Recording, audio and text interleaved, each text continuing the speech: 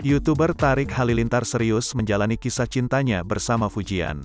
Tarik Halilintar yang sedang dimabuk asmara ini bahkan membuat menu es kopi Ayang yang dipersembahkan untuk Fujian.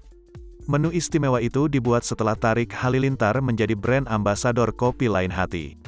Ini spesial buat Ayang, Fujian. Coklat I love you buat Ayang, kata Tarik Halilintar di gerai kopi lain hati milik Ir Subagjo Mulyanto dan Laksda TNI Dirk Andriani Sport di Cempaka Putih, Jakarta Pusat, Minggu, tanggal 20 Maret tahun 2022. Adik Atta Halilintar itu meracik es kopi Ayang bersama Fujian. Ayang sudah coba semua dan suka, ucap Tarik Halilintar yang pernah berbisnis food and beverage hingga bisa meracik minuman.